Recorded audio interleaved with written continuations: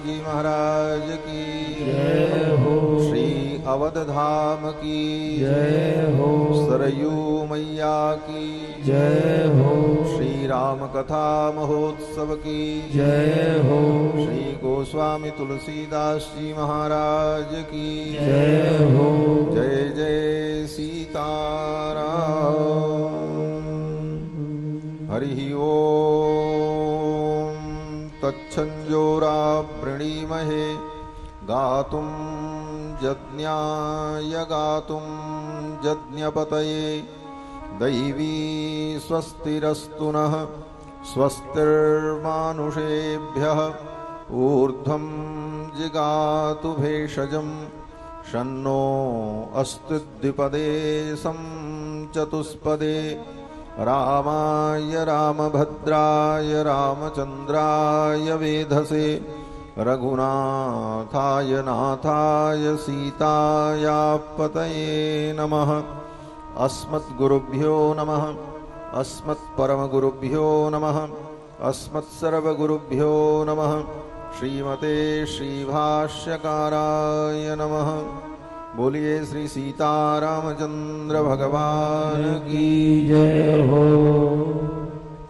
परमाध्यक्ष अनंत कोटि ब्रह्मांड नायक सर्वेश्वरेश्वर पुराण पुरुषोत्तम भगवान श्री सीतारामचंद्र जी, भगवान का वांगमय विग्रह श्रीमद् रामचरितमानस, जिसकी छाया में आलोक में आप सभी लोग भगवान की मंगलमयी चर्चा श्रवण कर रहे हैं।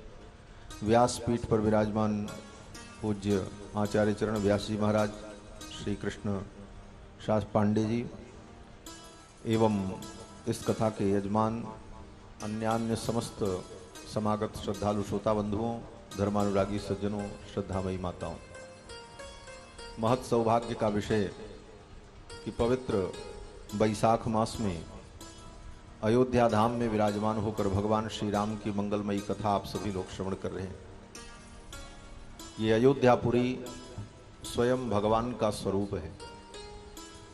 अयोध्या च परब्रह्म सरयू सगुण पुमान तन्निवासी जगन्नाथ सत्यम सत्यम वदाम्यहम्। भगवान शंकर कहते हैं भगवती पार्वती को अयोध्या की महिमा का वर्णन करते हुए कि यह अयोध्या परब्रह्म का स्वरूप है।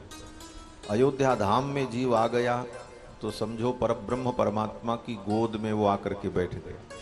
आप किसी भूमि में नहीं बैठे, ये भगवान श्री रघुनंदन परब्रह्म परमात्मा की गोद में बैठे। अयोध्या च परब्रह्म सरयू सगुण पुमान, और सरयू जी बगल में है, प्रतिदिन आप स्नान करते ही होंगे। सरयू जी सगुण ब्रह्म है, भगवान की गोद में बैठते हैं, ये परम आनंद है।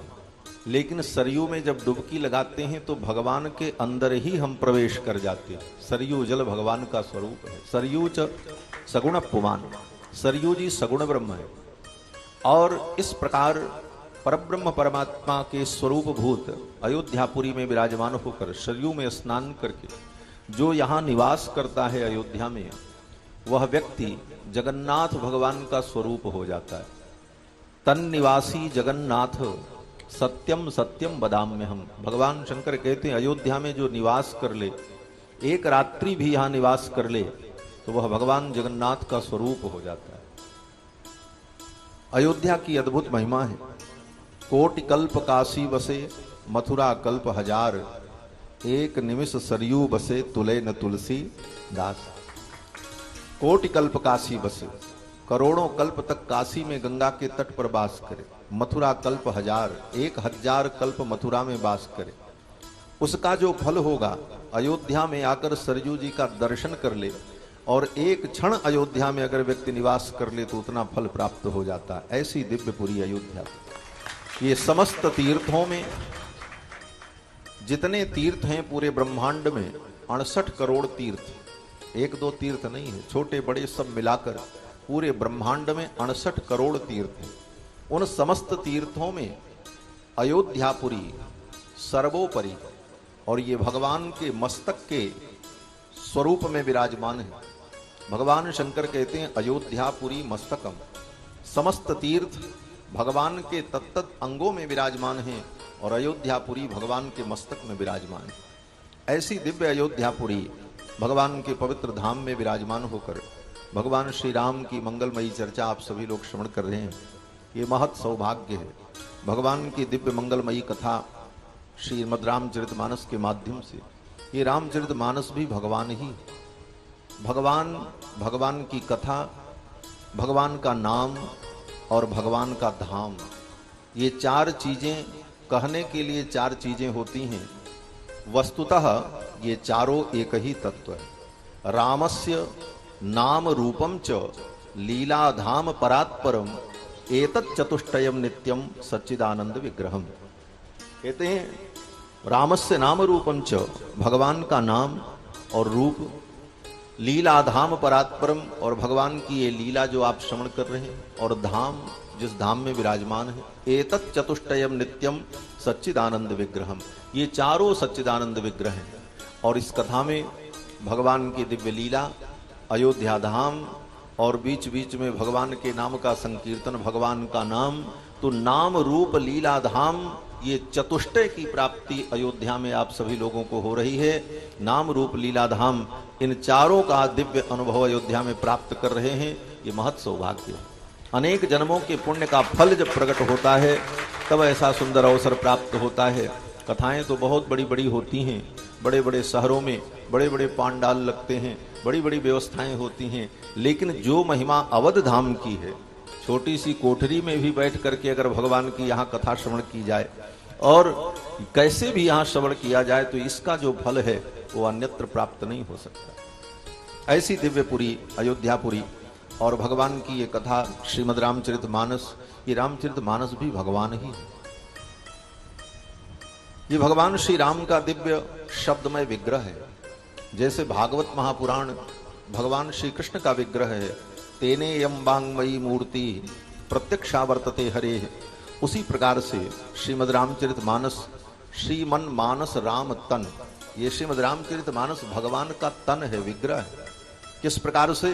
तो कहते हैं बालकांड प्रभु पाएं, बालकांड भगवान श्री राम का चरण है। बालकांड प्रभु पाएं अयोध्या कटि मन मोह है, अयोध्या कांड भगवान की कमर है। उदर बन्यो आरण्य, और अरण्य कांड भगवान का उदर है। हृदय किष्किंधा सो है, और किष्किंधा कांड भगवान का हृदय है। सुंदर कांड भगवान की ग्रीवा है, और इसके बाद सुंदर कांड भगवान की ग्रीवा, और लंका कांड भगवान का मुख, और उत्तर कांड भगवान का मस्तक है। इस प्रकार सातों कांड भगवान के अंग में विराजमान हैं।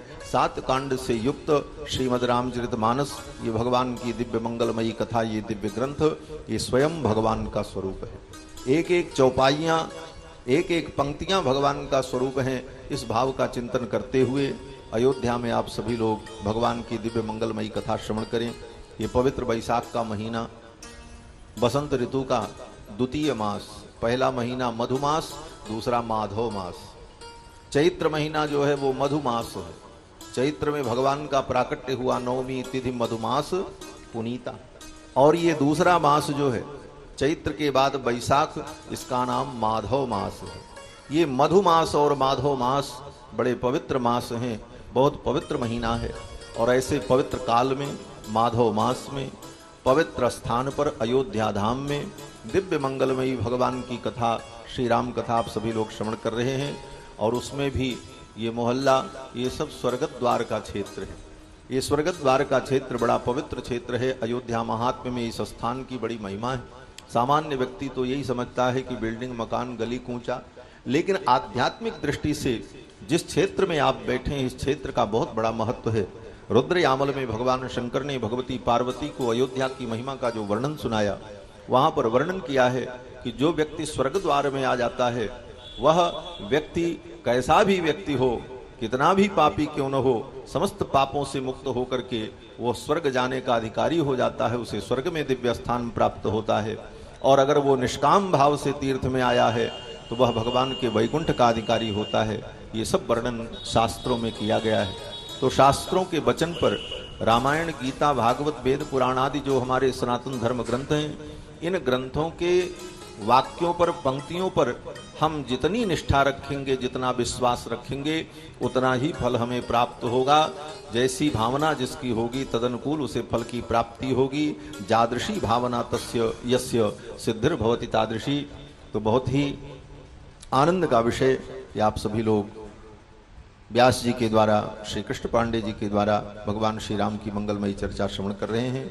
और इस कथा में बीच में मैं बाधक बनूं ये ठीक नहीं, और ये एक औपचारिकता होती है, शिष्टाचार है कि कोई विशेष व्यक्ति आवे तो उसका उद्बोधन लोग करवाते हैं, परंतु भगवान की कथा ही अपने आप में विशेष और दिव्य है। इसलिए आप सभी लोग भगवान की मंगलमयी कथा श्रवण करें।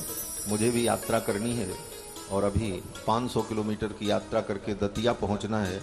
कल से दतिया में श्रीमद् भागवत महापुराण की कथा है, तो हम यात्रा पर निकल चुके हैं अपने स्थान से। अब यहीं से सीधे दतिया के लिए प्रस्थान करेंगे। भगवान की कथा को प्रणाम करते हुए, व्यासपीठ को प्रणाम करते हुए, व्यास जी को भी प्रणाम करते हुए अपनी वाणी को यहीं विराम देते हैं। बोलो श्री सीतारामचंद्र भगवान की जय, श्री हनुमान जी महाराज की जय। जय जय सीताराम। आप हमारे संत वाणी चैनल को सब्सक्राइब करें, वीडियो को लाइक करें, शेयर करें और हाँ, बेल आइकन पर क्लिक करना बिल्कुल ना भूलें, ताकि हमारी किसी भी वीडियो की सूचना सबसे पहले आपको मिले।